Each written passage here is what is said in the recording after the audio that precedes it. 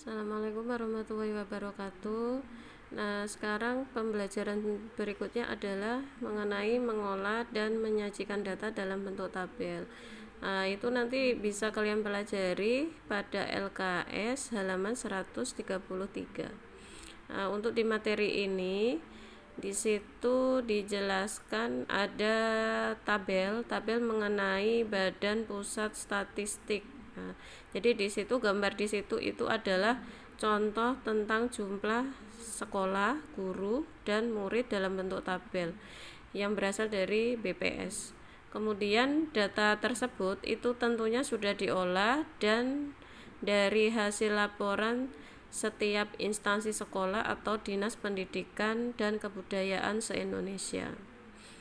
Kemudian dengan penyajian data yang seperti itu, maka kita bisa lebih mudah untuk membacanya. Di sini nanti mari kita membuat dan menyajikan data dalam bentuk tabel. Nanti kita pelajari di sini. Jadi di sini kalau misalkan kita menentukan data dalam bentuk tabel itu biasanya datanya masih bersifat data acak atau data hasil wawancara atau bisa hasil pencacahan. Untuk lebih jelasnya perhatikan keterangan berikut. Nah, misalkan di situ di halaman 134 itu ada data nilai ulangan matematika dari 44 siswa kelas 7. Contohnya di situ kalian perhatikan ada nilai-nilai yang sudah tertera ya. Diperhatikan dulu. Nah, dari data acak tersebut itu kurang menggambarkan fakta yang ada. Mengapa? Karena sulit untuk mengetahui banyaknya siswa yang memperoleh nilai kurang dari 7 karena data di atas itu belum disusun secara urut. Padahal kalau kita menyusun data itu harus diurutkan dari yang nilainya terkecil sampai yang terbesar sesuai dengan materi yang kemarin. Agar memudahkan untuk pembacaan data, maka data terlebih dahulu diolah, kemudian lalu disajikan dalam bentuk tabel frekuensi. Di sini ada 5 langkah yang harus dilaksanakan dalam membuat tabel frekuensi. Langkah yang pertama itu adalah carilah jangkauannya, di mana jangkauan itu adalah nilai data terbesar dikurangi dengan nilai data terkecil. Contohnya di situ nilai yang paling besar itu adalah 9, nilai yang paling kecil adalah 3. Maka jangkauan dari data tersebut 9 dikurangi 3 itu adalah 6. Terus kemudian banyaknya baris pada tabel itu rumusnya adalah jangkauan ditambah dengan 1. Jadi kalau jangkauannya 6 ditambah 1 maka hasilnya adalah 7. Terus kemudian langkah yang kedua adalah buatlah 3 buah kolom berturut-turut untuk menentukan nilai ulangan, turus, dan frekuensi. Kalau sudah, langkah selanjutnya adalah tulislah nilai 3 sampai dengan 9 pada kolom nilai ulangan. Kalau sudah ditulis, kemudian kita lanjut lagi ke langkah yang berikutnya adalah pindahkan data di atas ke dalam tabel daftar satu persatu menggunakan turus. Nah, turus itu biasanya berupa garis. Kalau misalkan sudah ada angka 5, garisnya sebanyak 5 itu baru dicoret ya. Terus kemudian langkah yang terakhir adalah menulis banyak turus setiap baris pada kolom frekuensi. Contohnya di situ misalkan tabel di situ nilai ulangan 3 itu turusnya 4. Berarti kita tulis di situ frekuensinya 4. Kemudian nilai ulangan 4 itu turusnya 5. Berarti frekuensinya juga 5 dan seterusnya sampai nilai 9 itu turusnya ada 2, berarti frekuensi itu adalah 2. Jadi di sini dari tabel tersebut kita dapat dengan mudah mengetahui siswa yang memperoleh nilai kurang dari 7 itu itu berarti yang nilai kurang dari 7 itu nilainya berapa? Yaitu nilai 3 sampai nilai 6. Yaitu nilai 3-nya 4, nilai 4-nya 5, nilai 5-nya 9, nilai 6-nya 13. Jadi kalau dijumlahkan yang nilainya kurang dari 7 itu ada sebanyak 31 siswa. Nah, sekarang kita belajar lagi mengenai soal pemantapan, masih di halaman 134. Nah, di sini nanti kalian disuruh menyajikan data dalam bentuk tabel. Misalkan, lengkapilah titik-titik dengan jawaban yang benar. Nomor 1, data hasil panen padi selama 5 tahun berturut-turut adalah 2011 itu 40 ton. Kemudian 2012 itu adalah 43 ton, 2013 adalah 48 ton, 2014 42 ton, dan 2015 itu sebanyak 45 ton.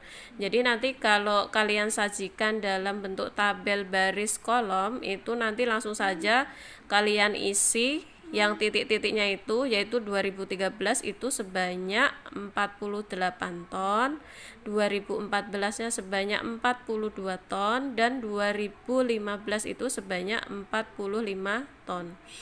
Kemudian yang nomor 2, di situ ada data yaitu mengenai jumlah siswa laki-laki dan siswa perempuan kelas 7 SMP Wijaya Kusuma itu sebagai berikut. Contohnya, kelas 7A terdiri atas 21 siswa laki-laki dan 16 siswa perempuan. Kemudian 7B itu adalah terdiri dari 19 laki-laki dan 20 siswa perempuan. Kelas 7C terdiri atas 23 siswa laki-laki dan 17 siswa perempuan. Kelas 7D itu 20 siswa laki-laki dan 19 siswa perempuan. Kelas 7E itu 17 siswa laki-laki dan 19 siswa perempuan. Sedangkan 7F itu terdiri atas 16 siswa laki-laki dan 21 siswa perempuan. Untuk penyajian data dalam bentuk tabel kontingensi itu sebagai berikut. Di sini ada tabel yang berisi mengenai kelas siswa laki-laki, siswa perempuan. Tadi kan di pertanyaannya tadi jumlah siswa laki-laki kelas 7A itu sebanyak 21. Jumlah siswa perempuan kelas 7A sebanyak 16, kelas 7B laki-lakinya 19, siswa perempuannya sebanyak 20. Nah, itu nanti kalian tinggal mengisi titik-titik tersebut yang ada sesuai dengan soal yang tadi ya. Nah, di situ misal kelas 7C itu berapa laki-lakinya, kelas 7D siswa perempuannya berapa. Di situ kan sudah ada. Jadi nanti kalian tinggal tulis di situ. Terus kemudian yang nomor 3 itu data nilai ulangan matematika dari 25 siswa sebagai berikut. Kemudian kalian disuruh menyajikan data dalam bentuk tabel frekuensi. Jadi di sini kan datanya masih acak, maka kalian harus mengurutkan nilai yang terkecil ke nilai yang paling besar. Di sini kalian perhatikan bahwa nilai yang paling kecil itu rentannya frekuensinya nilainya antara 51 sampai 60. Jadi di situ nanti kalian cari nilai yang antara 51 sampai 60 itu berapa nilai. Kemudian kalian tulis di situ turusnya. Kemudian dari turus itu nanti kalian bisa menentukan banyak siswanya. Dan seterusnya sampai nilai 91 sampai 100 ya. Kalau 91 sampai 100 berarti nilainya yaitu 91, 92, 93, 94 sampai nilai 100. Nah, sekarang kita bahas contoh soal lagi. Contoh soalnya itu ada di LKS halaman 135. Nomor 1, misalkan nilai ulangan matematika dari 20 siswa kelas 7 itu sebagai berikut. Sajikan data tersebut dalam bentuk tabel.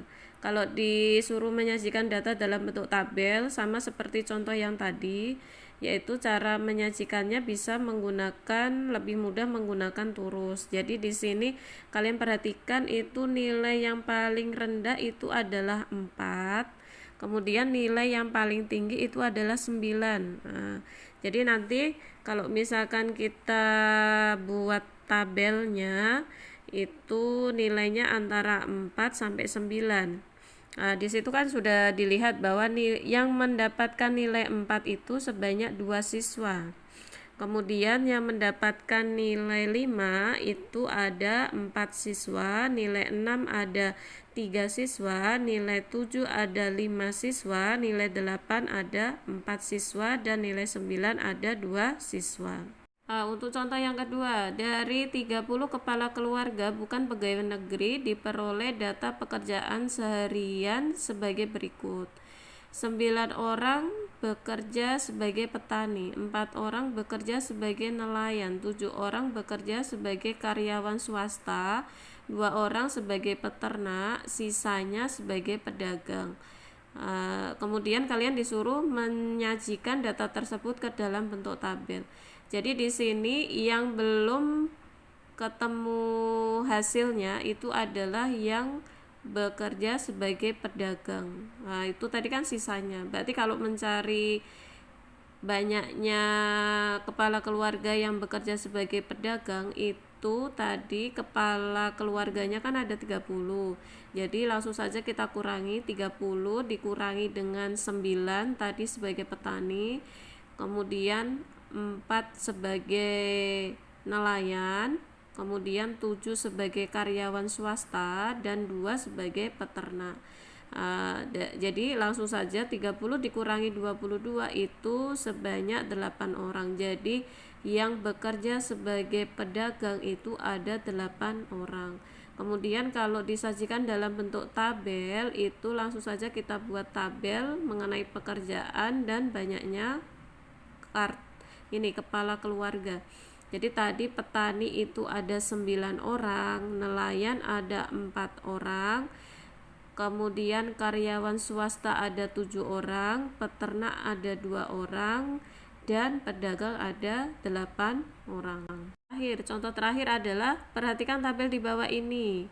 Tabel di bawah ini menyajikan data tentang jumlah pendaftar beasiswa untuk siswa SMP yang dilakukan oleh Dinas Pendidikan selama 6 hari.